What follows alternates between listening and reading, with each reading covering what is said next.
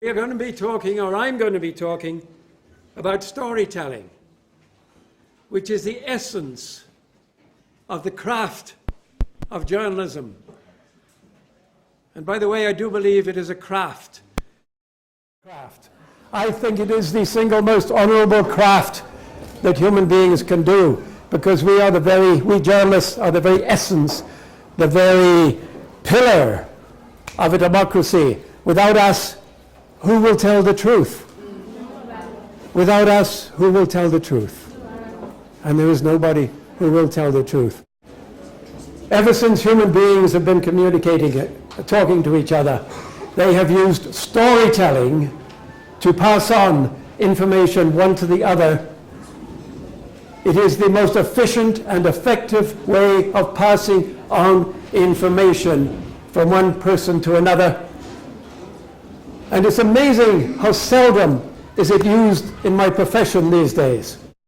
I do believe this, and I believe this strongly, that the passing on of honest, accurate information, unbiased, fair, is the essence of what a democratic society is and does, and and the very basis for everything it does.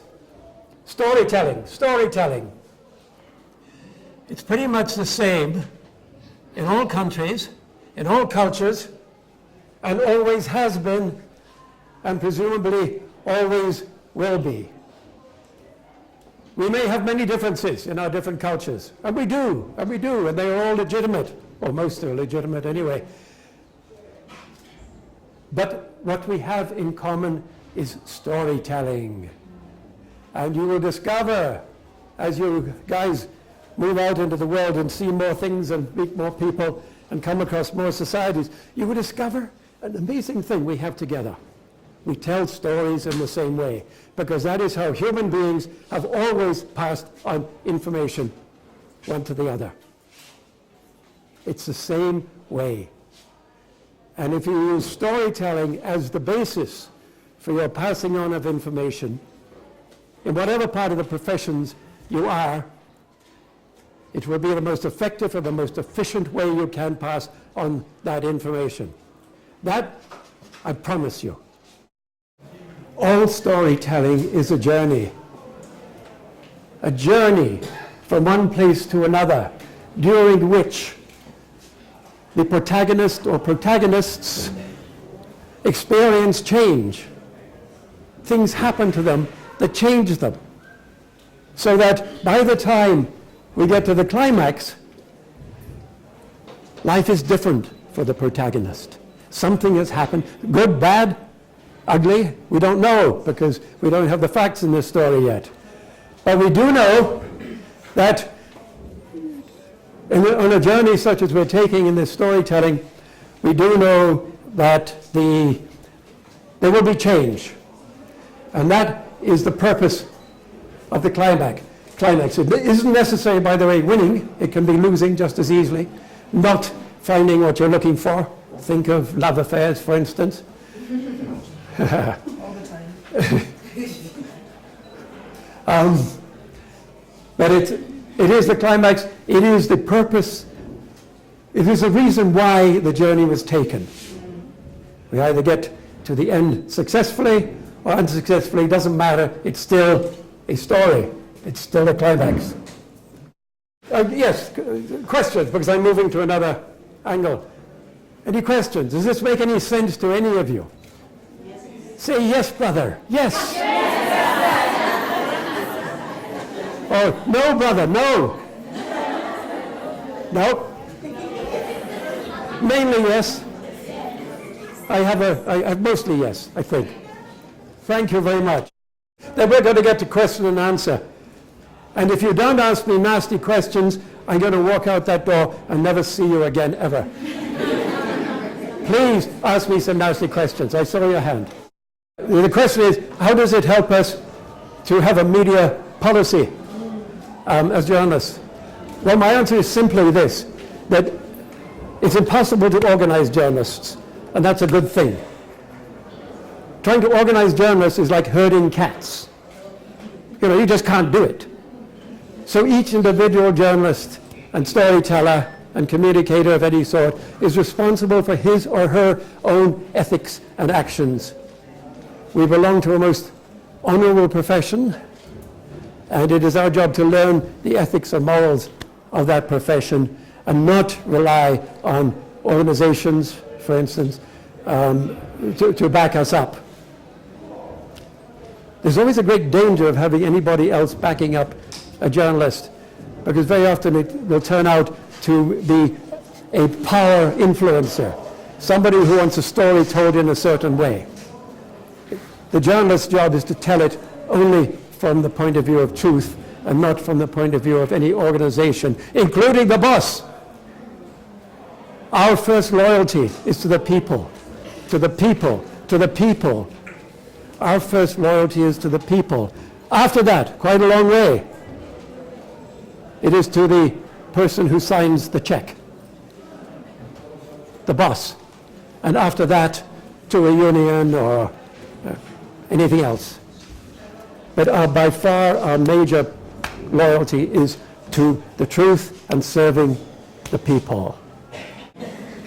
My point is, if you are a journalist without journalistic ethics, you are a nobody. You are not a journalist. No, you're just somebody who does what they're told. And journalists do not do what they're told. The free marketplace of ideas. It is a place in which, in a democracy, any idea can be considered. Any idea can be considered. If the people deem it to be a good idea, it will flourish and it will grow. If the people deem it to be a bad idea, it will wither and it will die. Now notice I use the words the people. If they consider it to be a good idea or a bad idea, not the police, not the army, not the church, not the politicians, not the powerful, not the rich. If the people consider it a good idea, it will flourish and grow. If the people consider it a bad idea, it will wither and it will die. The free marketplace of ideas is an essential part in any society because it does a couple of good things.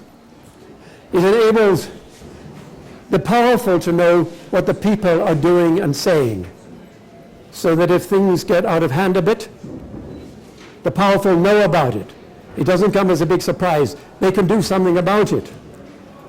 It's also a place where the people get to know what the powerful are doing and saying. The two of those things are complementary. The people get to know what the powerful are doing and saying. The powerful get to know what the people are doing and saying. And that is the essential role of the free marketplace of ideas, where it supports democracy. And may I suggest to you, ladies and gentlemen, that if nothing comes out of our morning together here so far, that you keep in mind the free marketplace of ideas. It is an absolutely essential part of our democracy, of all democracies. Absolutely essential. Without it, there is no democracy. There is no freedom. There is no honor and there is no truth. And it is the job particularly of journalists, to keep the free marketplace of ideas open and free, to protect it, so that no evildoers can harm it. And by the way, it can only be free within the law. You can't have a three-quarter free marketplace of ideas. No, it has to be 100 degrees, 100% free within the boundaries of the law. Let me be clear. The things I've been talking about are things that every single journalist or communicator, storyteller should do. It's not a question of being allowed to or not allowed to.